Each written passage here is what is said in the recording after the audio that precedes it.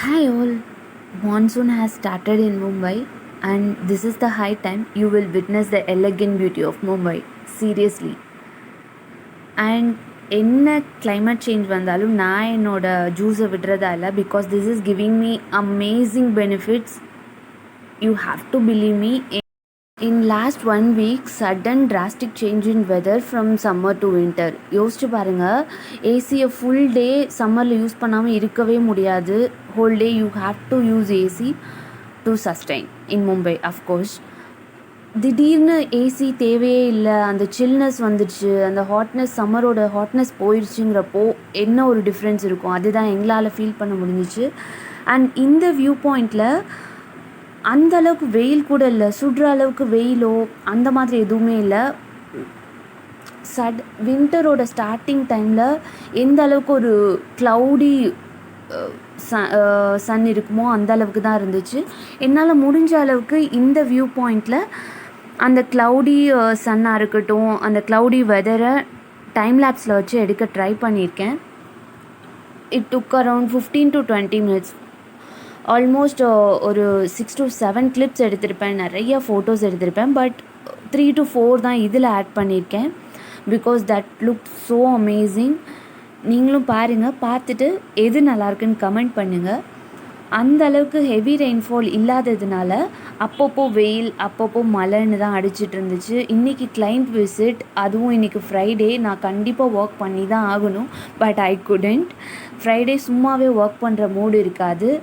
Because of this rainy Friday நிஜமாகவே என்னால் work பண்ணவே முடியல. பட் இட்ஸ் ஓகே, இன்றைக்கி கிளைண்ட் விசிட் வந்திருக்காங்க, நம்ம ஒர்க் பண்ணி தான் ஆகணும்.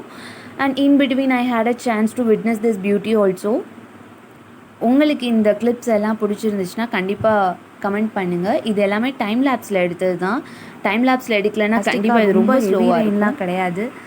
அந்த அளவுக்கு இன்னும் ஸ்டார்ட் ஆகலை. இந்த மாதிரி லைட்டாக தூரிட்டு தான் இருந்தது. பட் மும்பையில் சொல்லி ஆகணும், லைட்டாக தூறுனா கூட ஃபுல் சிட்டியுமே நசன் ஆகிடும். பட் இந்த மாதிரி வியூஸ்க்காக அந்த மாதிரி சில விஷயத்தை தாங்கிக்கணுன்னா that's fine, that's okay. Evening ஒரு 5:36 ஆயிடுச்சு. நானும் லாக் ஆஃப் பண்ணிவிட்டு மழை நின்னதும் போயிடலான்னு பார்த்தேன். கரெக்டாக நான் லாக் ஆஃப் பண்ணிவிட்டு லீவ் ஆகலான்னு நினைக்கும் போது மழை அகெயின் ஸ்டார்ட் ஆகிடுச்சு. இருந்தாலும் நான் ஃபோட்டோஸ் வீடியோஸ்னு எடுத்துகிட்டு இருந்ததில் எனக்கு டைம் போகிறதே தெரியல. சூப்பராக இருந்தது, நிஜமாக சொல்லணும். இந்த வியூவில் எனக்கு ஃபர்ஸ்ட் இப்போ தான் நான் இதெல்லாம் எக்ஸ்பீரியன்ஸ் பண்ணுறேன். அண்ட் ஒரு 7 o'clock கிட்டே நான் வெளியில் வந்துட்டேன். 7 o'clock வெளியில் வரும்போதுமே எப்போடா நம்ம வீட்டுக்குள்ளே போகிறதுக்குள்ளே மழை வந்துடுமோ அந்த மாதிரி கண்டிஷனில் தான் இருந்தது. பாருங்கள் எந்த அளவுக்கு க்ளவுடியாக ஃபுல்லும் ரெயினாக, அந்தளவுக்கு ஒரே வெட்டாக இருந்தது. அந்த மாதிரி தான் சிட்டி ஃபுல்லுமே இருந்தது. இட்ஸ் ஓகே, நான் இருக்கிறது நவி மும்பைனால் அந்த அளவுக்கு தண்ணி தேங்கி இல்லை. மேபி ஓல்டு மும்பையாக இருந்தால் தண்ணி அங்கங்கே தேங்கி ஒரு மாதிரி டிஸ்டர்ப் ஆகிருக்கும். அண்ட் இன்றைக்கி எனக்கு கிளைண்ட் விசிட் வந்ததுனால அவங்க எனக்கு குக்கீஸ் ப்ரெசென்ட் பண்ணாங்க. I enjoyed that. கிளைண்ட் ரொம்ப நாளுக்கு அப்புறம் யூஎஸ் கிளைண்ட் வந்திருந்தாங்க. And this is my first time, I think, yes, this is my first time I am meeting her. Yeah, this is how the day went with client. அதனால தான் என்னால் work பண்ணுற videos எதுவுமே அந்தளவுக்கு எடுக்க முடியல. And இன்றைக்கி அவங்க சாக்லேட் பாக்ஸ் கொண்டு வந்திருந்தாங்க. நாங்கள் சாக்லேட் எல்லாமே சாப்பிட்டுட்டோம். அண்ட் இந்த மாதிரி உங்களுக்கு ஒரு சாக்லேட் பாக்ஸ் கிடச்சிச்சின்னா கண்டிப்பாக வேஸ்ட் பண்ணாதீங்க. அது எஸ்பெஷலி கேர்ள்ஸ்க்கு ரொம்ப யூஸ்ஃபுல்லாக இருக்கும். என்கிட்ட நிறைய இயரிங்ஸ், நிறைய இல்லை, கொஞ்சம் இயரிங்ஸ் இருந்தது. அதை ஆர்கனைஸ் பண்ணுறதுக்கு ஒரு பாக்ஸ் வேணுமேன்னு யோசிச்சுட்டே இருந்தேன். சம்டைம்ஸ் நான் அதை மிஸ் கூட பண்ணியிருக்கேன், இயரிங்ஸ் ஸ்டோர் பண்ண முடியாமல். இந்த மாதிரி பாக்ஸில் அந்த ரவுண்டு எல்லாமே பத்தலை தான், என்னோடய இயரிங் சைஸ்க்கு அது பத்தலை தான். ஸ்டில் ஓரளவுக்கு என்னால் மேனேஜ் பண்ணி வைக்க முடிஞ்சிச்சு. ஒரு சைட் ட்ரெடிஷ்னல் இயரிங்ஸும் ஒரு சைடு ஆஃபீஸ் டெய்லி இயரிங்ஸும் வச்சுருந்தேன். Kind of minimal or decent look இயரிங்ஸ்லாம் ஒரு சைடு வச்சுருந்தேன். ஒரு சைடு ட்ரெடிஷ்னல், கம்ப்ளீட் ட்ரெடிஷ்னல் ட்ரெஸ்க்கு மட்டும்தான் போட முடியும், ட்ரெடிஷ்னல் டேயில் மட்டும்தான் போட முடியுங்கிற இயரிங்ஸை ஒரு சைடு வச்சு இந்த மாதிரி ஆர்கனைஸ் பண்ணியிருந்தேன். உங்களுக்கு இந்த மாதிரி பிடிக்கலன்னா கம்ப்ளீட்டாக அந்த பாக்ஸ், அந்த லைனரை எடுத்துகிட்டு நீங்கள் சும்மா கூட ஆர்கனைஸ் பண்ணிக்கலாம். பட் அந்த அளவுக்கு அது ஆர்கனைஸ்டாக இருக்காது, ரைட்? தனித்தனியாக நீங்கள் ஒவ்வொரு பேரையும் தேடணும்.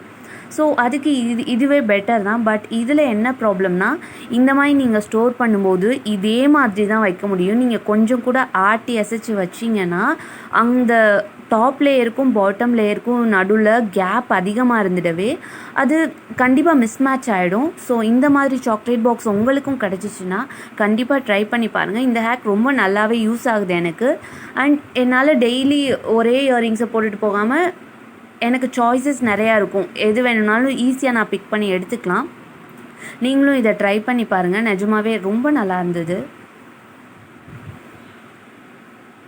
அண்ட் ஃப்ரைடேங்கிறதுனால சரி ரொம்ப ஸ்ட்ரெஸ்ஃபுல்லாக இருக்கவே இந்த வீக் ஃபுல்லாக கிளைண்ட் விசிட் அதுன்னு ஸ்ட்ரெஸ் ஆகிடவே எனக்கு கிடைச்ச இந்த கோக் பாட்டிலில் நான் ஏதாவது கிராஃப்ட் பண்ணலாம், ஏதாவது பெயிண்ட் பண்ணலான்னு நினச்சேன்.